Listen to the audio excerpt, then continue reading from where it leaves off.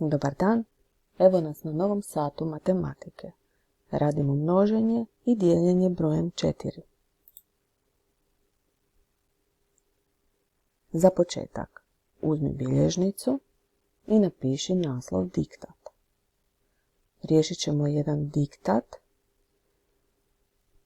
Nakon toga idemo na novo gradivo. Pišeš i zadatak i rješenje. Pa zapiši 5 puta 4.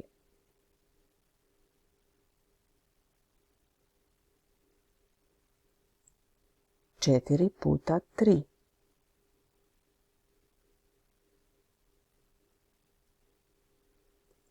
2 puta 4.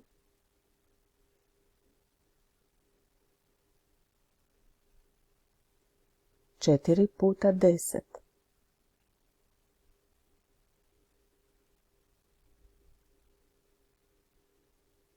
12 podijeljeno s 3.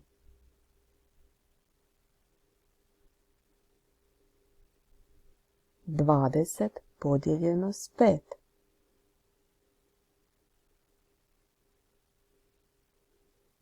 8 podijeljeno s 2.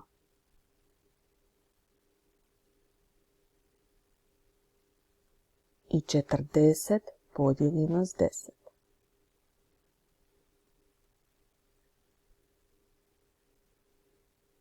Sada ostavi bilježnicu sa strane i pozorno prati lekciju. Imamo pričicu. Jedna djetelina ima 4 listića. Koliko listića imaju 2 djeteline? Zbrajanjem ovaj zadatak pišemo 4 plus 4 jednako je 8. 2 djeteline imaju 8 listića. Množenjem ovo zapisujemo 2 puta po 4 listića jednako je 8.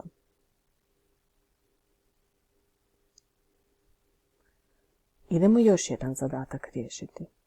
Mama ima 8 cvjetova koje želi posaditi u 4 tegle za cvijeće tako da ih u svima bude jednako mnogo. Koliko će cvjetova biti u svakoj tegli? Pa imamo 8 cvjetova i imamo 4 tegle. Rekli smo da mama, budući da ima 4 tegle, prvo uzima 4 cvijeta i u svaku teglu stavlja po 1.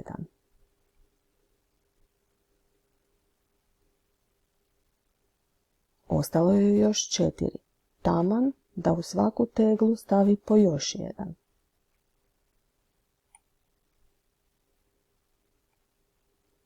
Ovo možemo oduzimanjem zapisati.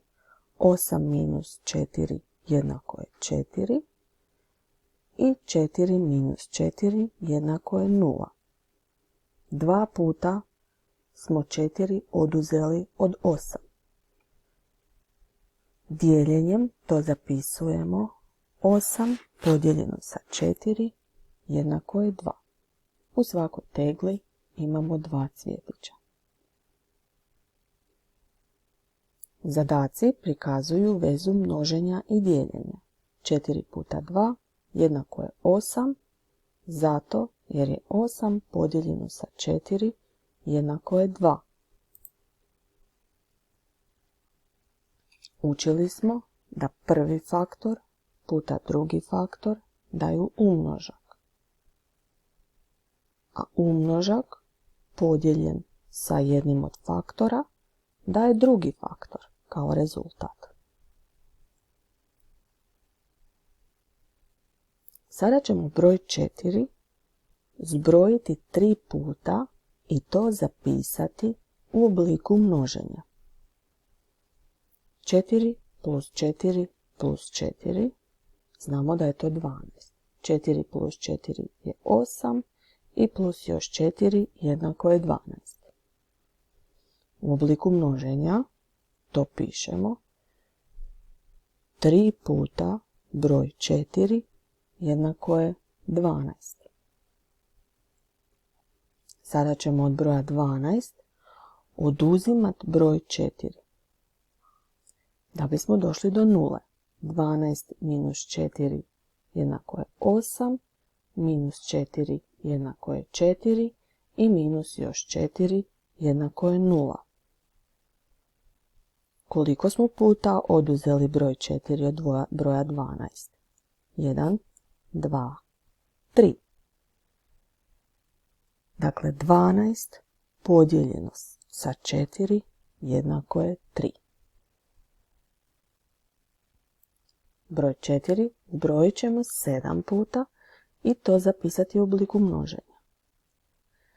4 plus 4 je 8, plus 4 je 12, plus 4 je 16, plus 4 je 20, plus 4 je 24 i plus još 4 je 28. Skraćeno, u obliku množenja to zapisujemo da smo 7 puta zbrojili broj 4. 7 puta 4 jednako je 28. Sada ćemo od broja 28 oduzimat broj 4 do nule. 28 minus 24 je 24. 24 minus 4 je 20. Minus još 4 je 16. Minus još 4 je 12. Minus 4 8. Minus 4 4. I minus 4 0. Koliko smo puta morali oduzeti broj 4 od 28 da bismo dobili 0? 1, 2, 3, 4, 5, 6, 7. Dakle, 28 podijeljeno sa 4 je 7. Pa zapamti. 1 puta 4 je 4, jer je 4 podijeljeno sa 4 jednako 1. 2 puta 4 je 8, jer je 8 podijeljeno sa 4 jednako 2. 3 puta 4 je 12, jer je 12 podijeljeno sa 4 jednako 3. 4 puta 4 je 16, jer je 16 podijeljeno sa 4 jednako 4. 5 puta 4 jednako 20, jer je 20 podijeljeno s 4 jednako 5.